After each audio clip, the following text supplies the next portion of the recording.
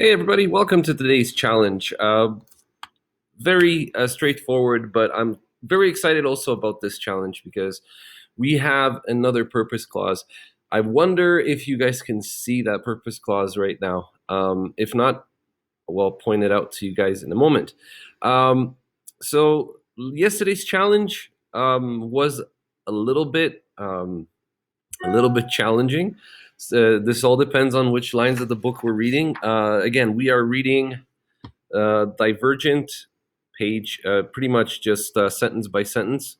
Sometimes I'll throw two sentences like you see today if they are relatively short, but I'm glad to hear from some of you that you are getting it, that this is helping, which is fantastic, and thanks for sticking with this. Again, going back to what we talked about in class, repetition and reviewing on a daily basis will help you get better and will help you understand more things. All right, let's see what we've got. Once again, we start with our punctuations. So notice I'm not reading this at all, just looking at punctuations and doing a line everywhere I see a comma or a period, okay?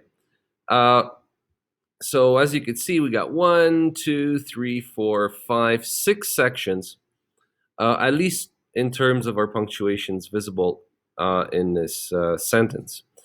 Now, we have a section here where we only have one word, and we have another section here where we have a very, very short line of words without a period. Let's start then with our subject predicate. Okay, so now we look at the first part, my older brother. Now, older brother is not followed by any predicate. You see a comma right here, and then there's Caleb, and then there's a comma. All right, right off the bat, when you see something like this, anything in this comma, especially if it's this short, is going to be describing this section here. And that makes Caleb a predicate nominative, okay? So right off the bat, we found a noun case because there is no predicate following it. Now, rule of thumb, subjects always come first. Let's see, my is not our subject. Let me just delete these annoying pop-up emails.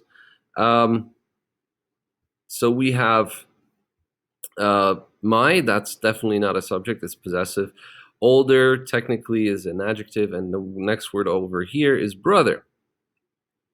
There we go, subject. Caleb describes the brother, and then if we are right about the subject and that this is a predicate nominative, the next one should be a predicate, and it is. The verb is stands. All right. Next, holding a railing above his head to keep himself steady. This section has no visible subject, okay? Notice that technically this is a verb, ends in ing, but there's nothing in front of it, no auxiliary verb. So from what we've learned so far, this is your participle. That's right, okay? P-A-R-T.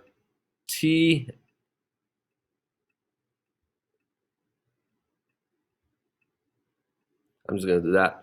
Okay, so participle describing. Remember, participles are verbs turned into nouns. They could be nouns or they can also be adjectives. So what is holding describing? Okay, it's describing the brother. Okay, so the brother is holding or holding, and then this will take its own direct object. All right, so next we have another subject predicate, we. And predicate is do not look. Awesome. Very simple, straightforward sentence at the bottom. Look is going to be a descriptive verb. Once again, it's not going to take a direct object. So this part right here, alike, is describing we, and that makes it a what? A predicate nominative. So we're done the last sentence. This one is a little bit more complex. My is a possessive, and then we have holding, which is our participle describing brother. Okay, so what is he holding? He's holding a railing. direct object of the participle, and we have above.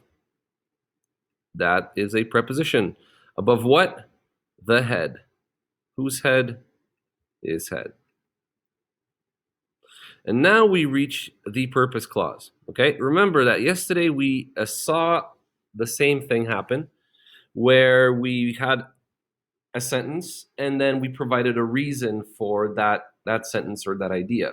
This is called a purpose clause. What is the purpose of my older brother holding a railing above his head? Okay, here's another to.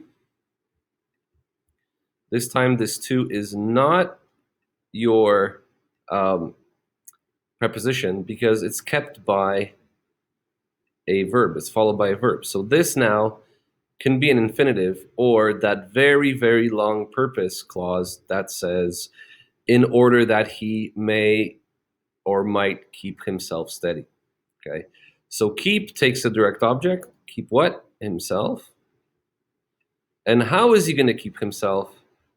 He's going to keep himself steady, which you guessed it is an adverb describing keep. Nice. And we got another preposition here, stands in. What is he standing in? The il, object of the preposition. Awesome. So once again, remember that when you see a sentence like an idea, okay, followed by to and a verb, chances are you're looking at a purpose clause, okay? And again, English is kind of simplistic in that it will just contract what other languages may take a longer time to say. And again, in order that he may. The subject of keep is still brother, okay? The subject of stands is still brother, right?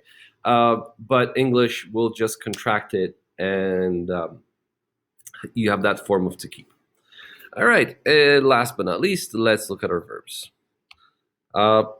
Brother stands, third person, singular, present, simple, and true. Okay, so we're back to that third person singular, present, simple in narrative. Continuing on, yesterday we've met our first ever present progressive, and this was where the narrator was describing themselves doing something. All right, holding again is a participle, so it's not necessarily acting like a regular verb.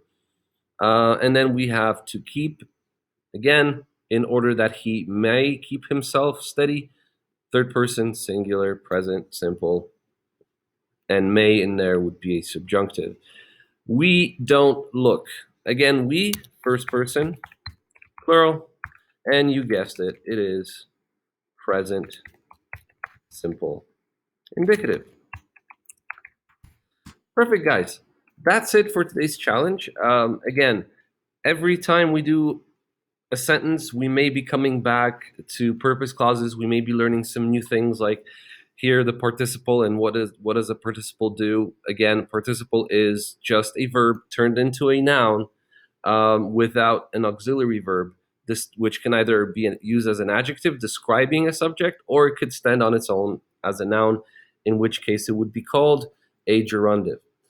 So thank you so much for watching. Remember, tomorrow our essay body paragraphs are due. However, don't feel pressured that you must do them. I'm here to help. Please sign up for a time or just pop into Google Meet. The link is always given in the mornings. And lots of you already showed up for help. Glad I could help you. I really want to help the rest of you. So don't stress. Just sign up and let me help you guys out. All right. Have a great day, guys. See you tomorrow. Bye-bye.